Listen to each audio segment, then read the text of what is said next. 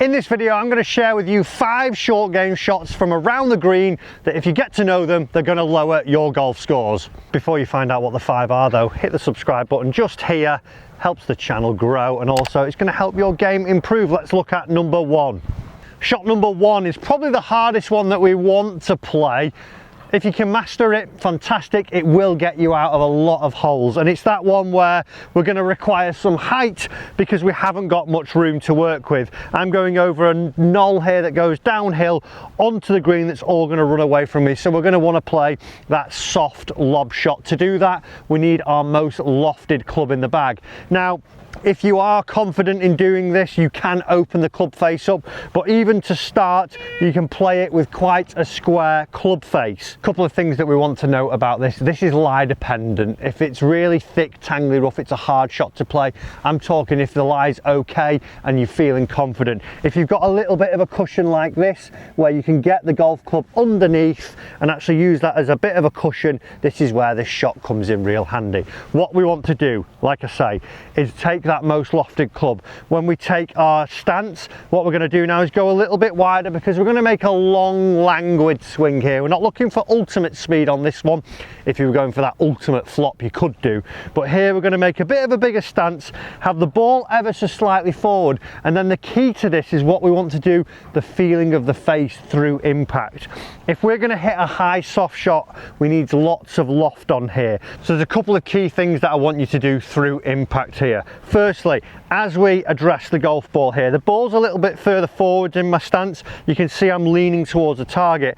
You can see that there's not much shaft lean, and what I want to try and do is feel that I slide the club face under the golf ball. That's going to allow me to get the ball up in the air nice and soft and see it not run away too much. So have a few practice swings where you feel that as you go through impact, almost the face of the club is looking back at you. If you can do this, then what we should start to see is that we can play that soft lob, like I say, the hardest shot to master. Nice and tight there, up in the air, and runs away with not much speed. Great if you're really short-sided. The next is our basic chip shot, where we have a little bit of undulation to get over, but then we have quite a lot of green to work with. We don't need loads of height on the shot. We just need something to lift it over here, maybe 40% of the way, and then let it trickle out. Here I would suggest maybe your pitching wedge, your gap wedge, and simply all we need to do for this is a smaller stance where we feel that the club could just fit in between both feet there. So a club head's width. We're going to lean towards our target, about 70% here, and all we're going to do is just create a little triangle between our arms and the club, and we simply need to rock it here. We don't need to get any wrist action involved. We're just going to let the club do the work for us. We've got the loft to lift it over the initial slope, and then we can just let it run out there. So ball placed in the center of our stance, we then lean forwards, we create that little triangle, and we're going to just float it 40% of the way and just let it run out towards our target. A real simple shot there, and one that you can overcomplicate quickly, but you don't need to. Just be very basic in your method. Just let the loft do the work, create the setup for the shot, and take it away from there. Now this shot and the final shot are 2 of my favourite ones. This one is all to do with just a fairway wood out of a lie that you might not be too confident with us being at the edge of the bunker here. There's a little bit of sand that's been splashed out, so you might not be too confident in guaranteeing a good strike. As where if you simply just use your most lofted fairway wood, it could be the 7, could be a 9 wood, an 11 wood, a hybrid. What this allows you to do is adopt your putting setup, grip down to the bottom of the grip here, and just make some small putting strokes. And because of the loft on the golf club that you choose, 7 wood, 9 wood, whatever it may be, it'll just lift it out of that bad lie, and then it'll get it running like a putt down towards the hole. Just imagine you are literally hitting your putter. You don't need to hit it any harder. Just make that small putting stroke, ball just in front of centre there, adopt it like so, allow the sole of the club just to brush the turf behind, the loft's going to lift it out, and from there then we get a shot that if you're not confident of guaranteeing a good strike, it's actually really easy to get that ball rolling down towards the flag, just like that one. So if you're ever feeling uncertain of strike, this one's really good for that, and stay tuned for the last one because that is a belter. But let's find out what the fourth shot is that you need to know. Now the fourth shot is the traditional bump and run shot. This is a shot I absolutely love, and one that I think since we see more American golf on TV being played and we see more lob wedges and gap wedges being introduced, it's one that's been lost a little bit. I like to play it with an 8 iron, a 7 iron. I would have historically played it with a 7 iron, but lofts have got a lot stronger now, so I tend to go 8 or 7, but you could use all the way up to a 4, 5 iron for this one.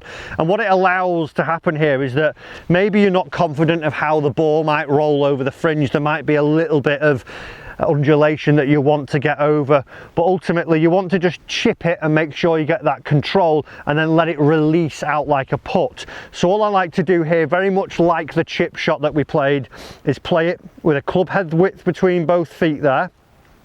I then play it ever so slightly back of centre, and what we're going to do, as opposed to what we saw in the original chip shot, we're actually going to create a little bit of angle in setup here. So I'm just going to lean the handle ever so slightly forwards. The reason I'm going to do that is it's going to close that loft down and ensure that it comes out on that flat flight then.